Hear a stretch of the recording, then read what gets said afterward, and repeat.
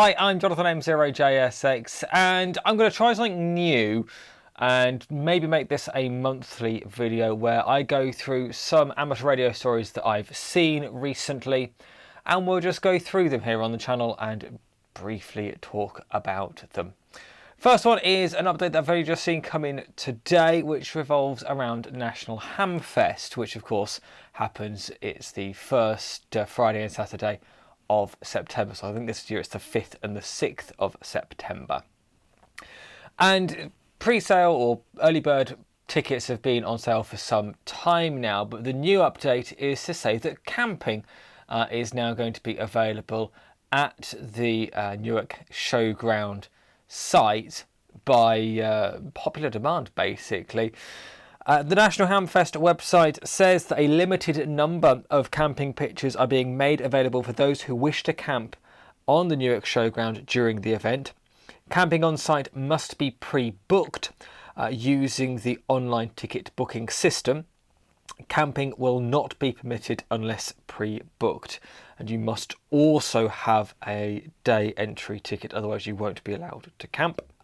Payment is made using their electronic booking system, and you'll receive electronic tickets and a camping pass via email. Again, just reiterate, if you have not pre-booked, you will be refused access to the camping area. There is only toilets and fresh water. There is no electric hookup available. It is going to be £25 for one night or £40 for 2 nights. Those would have to be the Thursday and the Friday. There is no overnight camping on Saturday night, and all pitches must be cleared by 5 PM on the Saturday. Prices are for a camper van, a motorhome, a caravan with towing vehicle, or tent with one vehicle. It's one vehicle per pitch. Camping pitches will be available from 4 PM on Thursday. Please don't arrive before that. No camping passes will be issued without an entry ticket purchase. And a reasonable use policy is in operation. No large communal or family tents, motorhomes and caravans must maintain a safe distance between adjoining vehicles and must be parked facing the same way. Basically, everything you'd expect from a campsite, really. But really good news that this has been something that lots of people have been calling for some time. I don't know how many people will take the National Hamfest up on this, but it's good that if you did want to maybe drive up on the Thursday, for instance, and stay overnight on site and be there ready on Friday morning for the off, you can do that for the cost of 25 quid. Of course, if you want to do both days, £40. So that's National Hamfest camping available at the Newark Showground over the Hamfest weekend. Moving along, Yaesu have announced that their FTX-1 series of radios has been pushed back in Europe in terms of the release date, now expected at some point in August. Obviously, stateside had their radios starting to be delivered a couple of months ago now, although I do believe that new deliveries into the US have also been delayed too. Yaesu haven't really given much of a reason as to why this is the case, only that there's something around regulation in terms of CE marking, I understand, but it will come when it comes. Separately, they have also released a new firmware update for the FTX-1 series of radios. So this is both for the Field and for the Optima. And here is a very quick overview of what is improved over previous versions. So they've added the APRS message functionality, supports the ATAS 120A auto tuning with the FTX-1 Optima, displays the selected HF antenna connector number at the top of the screen, improved APRS beacon reception sensitivity, fixed an issue with GPS coordinates not being displayed correctly, improved noise blanket characteristics, fixed an issue with vol volume not being adjustable while CW message or voice memory screen is displayed, fixed an issue with the sub-side receiving sound being output during split operation, fixed an issue with setting menu not being backed up to the SD card properly, and other minor fixes. Sounds like if you do own an FTX-1, this is probably a firmware update you want to do, given some of those improvements and fixes. I think that's well worth doing. Also regarding the FTX-1, Yaesu have kind of backtracked slightly on what was being said by particularly Yaesu America. We never got anything out of Yaesu Japan to confirm this, but Yaesu America, or Yaesu USA, I think they're actually called, were saying that the FTX-1 Optum was not designed for mobile use.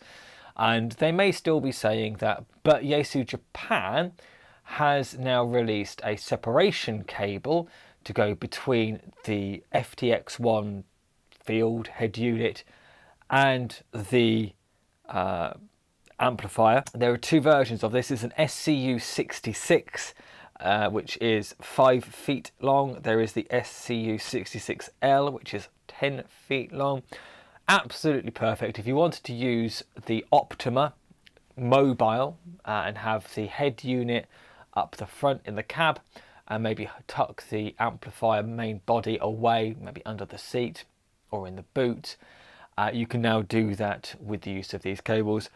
It was only a matter of time before either Yaesu themselves or someone else did this. Nice to see that Yaesu have done this.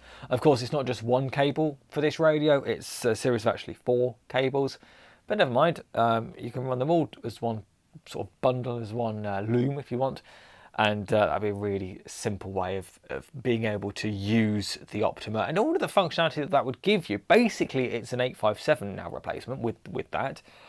So yeah, I think that's a good move on Yaesu's part, and listening to what the community and what amateurs were saying, that they wanted a separation kit. Well, we've now got one. Moving away from Yaesu, back last year, VGC announced that they were working on a new mobile radio, essentially a kind of a mobile version of their VR-N76 handheld, or a replacement for their VR-N7500. Got some news from VGC to say that it's on its way imminently, sort of within the next few weeks or maybe up to a month. It's the VR-N7600. It's everything we know, we love about the VR-N76 handheld in a 50-watt mobile radio, kind of with a speaker microphone that's also got a screen on it, but you can also use app control as well. It looks like quite an impressive piece of kit. I've also seen some videos that have been put out by VGC themselves, sort of showing harmonic performance.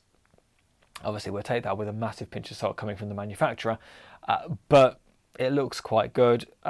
Dollar price, $338. It's US, so what would that end up being in pounds, or £300-ish mark? Is that how it works? I can't remember what the conversion is. Anyway, it seems like a good deal if you're in the market for a really easy to install VHF/UHF mobile radio, where you could use maybe a cheap Android tablet as the control unit, or maybe a Bluetooth microphone. The options with this radio are almost endless, but we'll also do APRS and GPS and everything like that. Probably got a built-in TNC, although I've not checked that. Certainly if it's mirroring the VR-N76, which it seems to be doing a lot of these features, it wouldn't surprise me. So coming soon, the VGC VR-N7600. And finally, some sad news to bring you, which is the death of fellow amateur radio operator Trip Owens, N4NTO, who passed away following a POTA activation at his local state park, I believe it was. This was being reported all over the place. I'm looking at the report from ABC 11, which is basically going in to say that when he was found with his foot touching his mast underneath some power lines. What's being reported in news outlets is that he was setting up his antenna. Looking at things like PSK Reporter and also the POTA website in terms of spots, it seems that he'd finished his activation, was actually taking it down. But I think what Trip's sad passing away needs to remind us all is that if we are going out portable, if we're going to go and play radio out in the field, we do need to check our surroundings, and particularly we need to look up and look out for overhead power lines.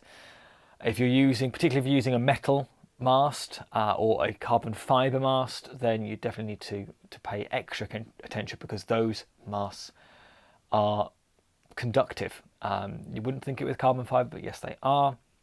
If you're using a fiberglass pole, that risk still exists, so you should definitely still pay attention. It doesn't risk, it's not as high a risk, maybe from electrical storms, but yeah, be careful when you go out portable, and make sure you stay safe in everything you do when it comes to amateur radio. Well, thanks very much for watching this video. If you've liked this video, there's a button specifically for that. If you haven't, there's another one that seems to work just fine too.